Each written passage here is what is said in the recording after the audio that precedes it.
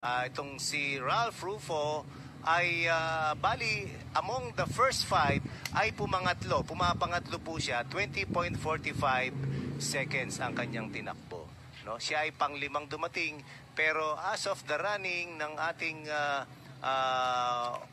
overall time na overall clocking ay number 3. Coach, ang hot seat ngayon itong si Kyle Lequin, na sa ngayon kinuha lamang niya ng 20 minutes 00.194 seconds. So kung sino yung pumapasok dito, no, nakikita natin agad yung oras, kung sino yung pinakamabilis, yun ang tinatawag na hot seat. At yan ang pilit na aagawin ng mga bagong papasok. 0.8 seconds, 22 minutes and 28.8 seconds, pero siya ay nasa bandang hulihan ng first, no, ng top ng first 10 natin na finishers, no?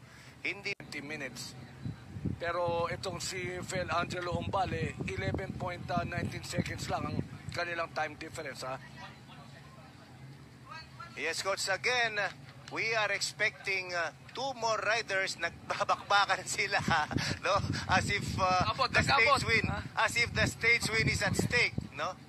Oh. So number 45, Marvin Tabayan, and number 16, Jomer Kamingaw. Ayan. Maraming salamat po, no?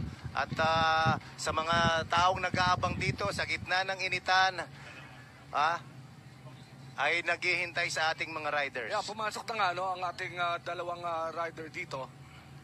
Si Kamingaw ay pumasok na, at si John Lloyd Cuenca, number 46, with a total time of 20 minutes and 49 seconds. Wala pa. So pang-anim, ano? Running 6th ngayon sa ating unofficial, sa ating professional, no, tabulation ng ating mga riders sa Olympic Committee, BCDA, Games and Amusement Board, MVP Sports Foundation, at ang sumusuporta sa ating mobility, itong Clean Fuel at Caltex. By the way, partner, ano, nabitawan na ang 20 ride na si Phil Angelo Umbal ng Excellent Noodles Cycling Team. Ngayon po, parating na po si Jefferson Kapua, number 162, partner. Ayan po mga kaibigan, so far so good, at tayo po yung magra-wrap up, ano? Sa pang-apat naman po, dahil nabanggit na rin natin yung pangatlo, no? 40 seconds behind dito kay Lance. Itong mga nasa top 20, ano? Yes, of yan course. ang pagkakabantayan natin dito. Na ulitin natin para sa kapakanan ng ating mga nanonood, sino-sino nga ba yung nasa top 10 natin, no? At para sa kanyang kalaman, ito yung talagang babantayan natin na huling-huling, no, ilalarga dito sa ITT, para nga naman makakakuha ba sila o makakatapyas ba sila mula sa leader, no? Ito po ang ating mga babantayan for now. So breaking ladies and gentlemen, naungusan na po ni Joseph Javidiar ng Excellent Noodles, itong nanguna kaninang si Lance Kermit ng Tom's and Tom's Coffee. Siya na po ngayon ang nangunguna sa dito sa ongoing individual time trial penultimate stage ng MPTC Kurup Luzon.